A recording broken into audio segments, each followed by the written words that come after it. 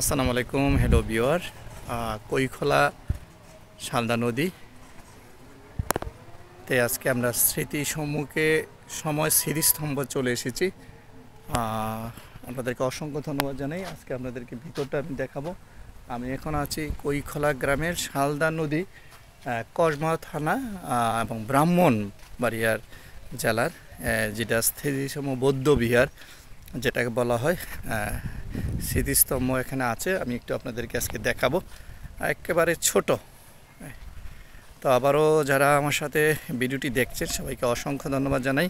আর আমি আজকে চলে এসেছি কৈখোলা গ্রামের শালদা নদী, কসবা উপজেলায়, ব্রাহ্মণবাড়িয়া জেলার কৈখোলা গ্রামে একটা স্মৃতিস্তম্ভ আছে।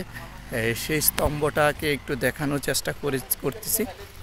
আপনারা অলরেডি স্ক্রিনে দেখতে পাচ্ছেন, এটা হচ্ছে কসবা শালদা নদী, যেটা এখানে স্মৃতিসৌধ হিসাবে বৌদ্ধ বিহার আছে। এখানে আমি সেটার একটু ইতিহাস আপনাদেরকে দেখাচ্ছি। স্ক্রিনে দেখতে পাচ্ছেন, অলরেডি স্ক্রিনে আপনারা দেখতে পাচ্ছেন, সেখানে লেখা আছে কসবা শালদা নদী যুদ্ধ 1971 সালে জুলাই হতে নভেম্বর পর্যন্ত শালদা নদী অঞ্চলে মুক্তিবাহিনী ও পাক হানাদার বাহিনীর মধ্যে বেশ কয়েকটি যুদ্ধ হয়।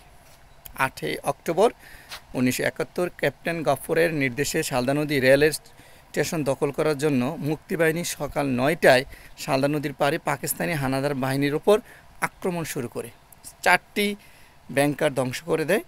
ধ্বংসপ্রাপ্ত ব্যাংকারের বেঁচে যাওয়া পাকিস্তানি সেনারা পালিয়ে গেলে সুবাদের বেলাতে হোসেন তার প্লন্টন নিয়ে নদী সাঁতরে ব্যাংকারে 4টি দখল করে নেয়। এই অভিযানে বিপুল অস্ত্রশস্ত্র মুক্তিবাহিনী দখলে আসার পাশাপাশি শালদা নদী রেল স্টেশনে বাজার শত্রু সেনামুক্ত পাকিস্তানি হানাদার বাহিনী পাল্টা আক্রমণ করে পূর্ণ দখল করতে পারেনি।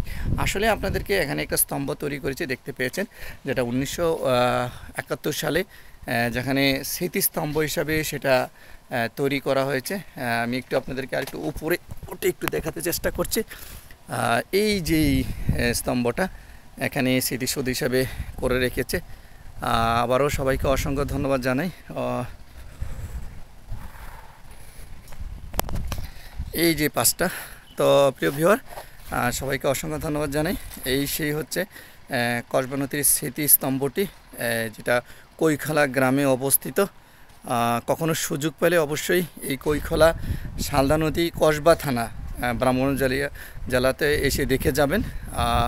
সেই প্রত্যাশা রেখে যারা এতক্ষণ ভিডিওটি দেখেছেন, ভালো লাগলে শেয়ার করবেন। সবাই ভালো থাকবেন আর সুস্থ থাকবেন। আল্লাহ হাফেজ।